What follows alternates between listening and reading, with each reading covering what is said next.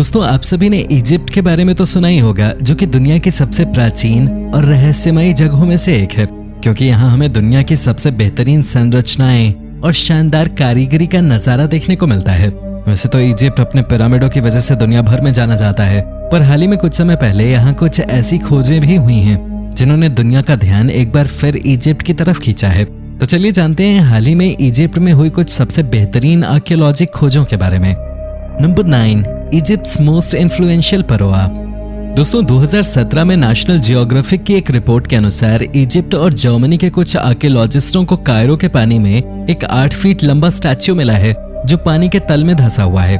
जब उस स्टैच्यू को पानी से बाहर निकाला गया तब जानकारों द्वारा उसे 3000 साल पहले इजिप्ट के फरोआ रहे रामसेस द्वितीय का स्टैच्यू माना गया, जो कि इजिप्ट के सबसे ताकतवर शासकों में से एक थे और उनके समय में इजिप्ट ने नई नई ऊंचाइयों को छुआ था। दोस्तों, माना जाता है कि उनके समय में इजिप्ट की सेना की पहुंच उत्तर में सीरिया और दक्षिण में सूडान तक थी। आज ये स्टैच्यू मिस्र के प्राचीन संग्रहालय में रखा हुआ है, जहां लोग इसे देख सकते हैं। पर आपको जानकर आश्चर्य होगा कि इस स्टैच्यू पे हुए अध्ययन से पता चला है कि ये स्टैच्यू रामसेस द्वितीय का नहीं बल्कि सामेटिक का है, जो कि 664 से लेकर 610 बीसी तक मिस्र के शासक थे। खैर, जो भी हो, ये स्टैच्यू आज मिस्र का सबसे पुराना और बड़ा स्टैच्यू है। नंबर 8, एलीट टूम्स इन लग्जर। मिस्र के लग्जर के दक्षिणी भाग में आर्कियोलॉजिस्ट की एक टीम को जब 2 नए मकबरे मिले तब मिस्र ने एक बार फिर से दुनिया को चौंका दिया और इस खोज की वजह से 2017 में मिस्र लोगों के बीच फिर से एक चर्चा का विषय बन गया। जिस जगह ये मकबरे मिले हैं उस जगह को प्राचीन मंदिरों के लिए जाना जाता है। पर क्या आपको पता है, ये जगह एक ऐसी जगह के बहुत करीब है जहाँ मिस्र के ज्यादातर राजाओं की मम्मी दफन की गई है। आर्कियोलॉजिस्ट द्वारा ये मकबरे 1990 में खोजे गए थे, उसके बाद उन्होंने इसे बंद कर दिया था। आप सभी को जानकर हैरानी होगी कि ये मकबरे आज से करीब 3500 साल पुराने हैं और इनमें एक कोर्टयार्ड और पत्थर की दीवारें भी बनी हुई हैं। इतना ही नहीं, इनमें से एक सुरंग भी बनी हुई है जो और 4 मकबरों से जुड़ी हुई है। खैर, आज भी इन मम्मियों को कोई नहीं जानता कि ये कौन है, हालांकि इनको लेकर कयास जरूर लगाए जाते हैं। Number 7, Nubian king. दोस्तों, 2008 में मिस्र के डांगील में नाइल नदी के किनारे आज से करीब 2600 साल पुराने एक स्टैच्यू के अवशेष मिले और यही वजह थी कि इन अवशेषों की वजह से आर्कियोलॉजिस्ट ये पता लगाने में सक्षम नहीं थे कि आखिर ये अवशेष किसके स्टैच्यू के हैं। जिस मंदिर में ये टुकड़े मिले थे वो मिस्र के भगवान अमुन को समर्पित था, लेकिन हाल ही में जब इस स्टैच्यू के और हिस्सों के पास खुदाई की गई तब आर्कियोलॉजिस्ट सख्ते में आ गए, क्योंकि वो समझ चुके थे कि यह स्टैच्यू 744 से 656 के आसपास मिस्र के राजा रहे एस्पेल्टा का था, जो कि एक महान राजा थे। माना जाता है कि एस्पेल्टा की बहुत सारी पत्नियां थीं और यहाँ तक कि उन्होंने अपनी बहन से भी शादी की थी, जो कि मिस्र का हर राजा और परवा करता था। Number 6, the Ankhesenpepi pyramid. दोस्तों, आर्कियोलॉजिस्ट द्वारा पहली बार ऐसे पिरामिड के सबूत खोजे गए हैं जो कि प्राचीन मिस्र की रानी एंकेसन पेपी द्वितीय को समर्पित था। रानी एंकेसन पेपी को छठी डायनेस्टी की सबसे प्रमुख रानी माना जाता है, जो 2350 बीसी के आसपास मिस्र की रानी थीं। वो और उनकी बहन एंकेसन पेपी प्रथम दोनों ही परुआ पेपी प्रथम से शादी की थी और यही वजह थी कि उनके नामों में शादी के बाद इतनी ज्यादा समानता आ गई थी। अब आप सभी को जानकर हैरानी होगी कि एंकेसन पेपी द्वितीय के दूसरे पुत्र ने महज 6 वर्ष की आयु में मिस्र की गद्दी को संभाला था। लेकिन क्या आपको पता है, इतिहासकारों का मानना है कि पेपी द्वितीय द्वारा 94 साल तक मिस्र के ऊपर राज किया गया। 2017 में स्विस फ्रेंच आर्कियोलॉजिस्ट ने जब एक साइट पर खुदाई की तब उन्हें इस पिरामिड के ऊपरी हिस्से का एक प्राचीन ग्रेनाइट पिरामिडियन मिला, जो कि बहुत ही ज्यादा पुराना था। आज भी कई खोजकर्ता इस पिरामिड के आसपास बने बहुत से छोटे छोटे पिरामिड खोजने में लगे हुए हैं, क्योंकि उनका मानना है कि इन छोटे पिरामिडों को उस समय सोने से ढका गया था। Number 5, remains of a musician. Israel के टिमाना शहर के पास आर्कियोलॉजिस्ट को एक रहस्यमयी गर्भवती महिला के अवशेष मिले हैं, जो कि आज से करीब 3200 साल पुराने हैं। दोस्तों, जिस साइट के पास ये अवशेष मिले हैं उस जगह महिलाओं का जाना वर्जित था। ऐसे में इस गर्भवती महिला के अवशेषों ने खोजकर्ताओं को आश्चर्य में डाल दिया है। दोस्तों, माना जाता है कि उस समय इजराइल की ये जगह मिस्र के कंट्रोल में आया करती थी।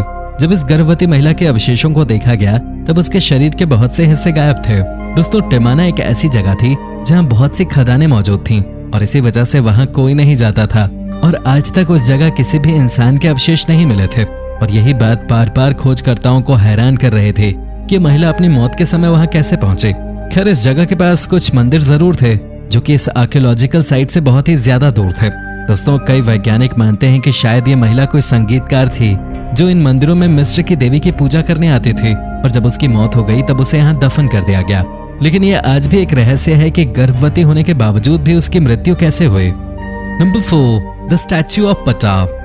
दोस्तों 2014 में खोजकर्ताओं को मिस्र में जमीन के अंदर एक गड्ढे से बहुत सारी प्राचीन चीजें मिली और उन चीजों में से एक थी मिस्र के भगवान पटा की मूर्ति, जिनके साथ उनकी बिल्ली की मूर्ति भी मौजूद थी। भगवान पटा को निर्माण का देवता माना जाता था और कर्नक के एक मंदिर में उनकी पूजा की जाती थी। सबसे पहले खोजकर्ताओं ने गड्ढा खोदा, फिर उन्हें समझ आया कि उस गड्ढे में कुछ न कुछ मौजूद है और यही वजह है कि उन्होंने उस गड्ढे के अंदर जाकर और खुदाई की। आप सभी को जानकर आश्चर्य होगा कि भगवान पटा के स्टैच्यू का निचला हिस्सा इतना ज्यादा भारी था कि उसे उठाने के लिए कम से कम 3-4 लोगों की जरूरत पड़ी। इस स्टैच्यू के साथ और भी भगवानों के स्टैच्यू मिले जो कि इसी तरह दफन थे। माना जाता है कि जब इन स्टैच्यूज की पूजा होती थी तब उस दौरान ये कभी कभी खंडित भी हो जाते थे और यही वजह थी कि इन्हें बड़े ही सम्मान के साथ दफन कर दिया जाता था। Number 3, Tutankhamun's camping bed. जब दुनिया के जाने माने आर्कियोलॉजिस्ट हार्वर्ड कार्टर द्वारा सन 1922 में सम्राट टुटांखमेन का मकबरा खोजा गया, तब उन्होंने मकबरे में मिले खजाने में से सम्राट टुट का फर्नीचर भी खोजा। खैर इस फर्नीचर में कुछ ज्यादा खास नहीं था, पर जब उन्हें इसके साथ 5 ऐसे पलंग मिले जो कि उन्होंने पहले कभी नहीं देखे थे, उस समय उन्होंने इन पलंगों पे ध्यान दिया ही नहीं, क्योंकि 1922 में उनके पास इन पलंगों के डिजाइन समझाने वाली टेक्नोलॉजी नहीं थी। लेकिन हाल ही में कुछ सालों पहले टोक्यो की एक यूनिवर्सिटी द्वारा इन्हें बनाने की टेक्नोलॉजी जानने के लिए इनके ऊपर अध्ययन किया गया, जिसके परिणाम चौंकाने वाले थे, क्योंकि इन्हें बहुत ही उन्नत तरीके से बनाया गया था, और वो भी इसलिए क्योंकि सम्राट टुट अगर शिकार करने या किसी और कारण से मिस्र के बाहर जाएं, तब उन्हें बाहर रहते हुए भी आराम मिल सके। इसके पहले किसी भी सम्राट के खजाने के साथ इस तरह के पलंग नहीं मिले थे, और यही वजह है कि सम्राट टुट ने खोजकर्ताओं और इतिहासकारों का ध्यान अपनी तरफ खींचा है। लेकिन आज भी वैज्ञानिकों और खोजकर्ताओं को यह समझ नहीं आता कि आज से 3000 साल पहले इस तरह की तकनीक इस्तेमाल करके ये पलंग कैसे बनाए गए और इन्हें किसने बनाया। Number 2, a hidden chamber. दोस्तों लगातार कई सालों तक अध्ययन और खोज के बाद खोजकर्ताओं को यह विश्वास था कि उन्होंने गीजा में स्थित हर पिरामिड के सारे छुपे हुए राज जान लिए हैं। लेकिन क्या आप सभी को पता है 2017 में एक पिरामिड के अंदर एक नया चेम्बर मिला जो कि आज से करीब 4500 साल पुराना था। जब ये चेम्बर मिला तब इसने दुनिया का ध्यान फिर से अपनी तरफ खींचा। अब सभी को जानकर हैरानी होगी कि इस छिपे हुए चेम्बर को खोजने के लिए खोजकर्ताओं द्वारा म्यूऑन डिटेक्टर का इस्तेमाल किया गया, जिसमें बहुत सी छिपी हुई बातें सामने आईं। पिछली खोजों से ये पता चला है कि पिरामिड के अंदर 3 प्रमुख एरिया होते हैं, जिनमें से एक राजा और दूसरा रानी का होता था। इसके अलावा तीसरा हिस्सा संग्रहालय होता था। हालांकि आज तक खोजकर्ता ये नहीं जान पाए हैं कि आखिर इन चेम्बर्स का आकार कितना है और इसका इस्तेमाल क्यों किया जाता था। आज बहुत से लोग अब ये मानने लगे हैं कि इन पिरामिडों के अंदर अभी भी बहुत से रहस्य मौजूद हैं जो कि सही टेक्नोलॉजी के इस्तेमाल से बाहर आ सकते हैं। Number 1, the 2 brothers. सन 1907 में उस वक्त दुनिया हैरान रह गई जब इजिप्ट के अंदर तो रहस्यमयी ममीज को खोजा गया। ये दोनों ममीज कायरो से करीब 150 मील दूर एक ब्यूरियल साइट पे मिले थी। इसे 20वीं सदी की सबसे बड़ी खोजों में से एक माना गया और इसे खोजने वाले 2 लोग थे जो कि उस समय के जाने माने आर्कियोलॉजिस्ट थे। आप सभी को जानकर आश्चर्य होगा कि ये आज से करीब 4000 साल पुरानी ममीज हैं जो कि एक बहुत ही सुंदर मकबरे में रखी हुई थी। इनकी खोज के बाद वैज्ञानिकों के बीच ये होड़ लग गई कि क्या ये दोनों एक दूसरे से संबंधित हैं, जिसके बाद पता चला कि हाँ ये दोनों सगे भाई हैं। 1908 में इन दोनों भाइयों को इंग्लैंड के मैनचेस्टर भेज दिया गया, जहां 100 साल की लंबे रिसर्च के बाद ये पता चला कि ये दोनों एक माँ से जन्मे भाई हैं, पर इनके पिता अलग हैं, जो कि ये बात साबित करता है कि ये दोनों सगे नहीं बल्कि हाफ ब्रदर्स हैं। तो दोस्तों ये थी हमारी एक और रोचक वीडियो। अगर पसंद आई हो तो इसे लाइक कीजिए और हाँ जाते जाते चैनल को सब्सक्राइब भी कर दीजिएगा।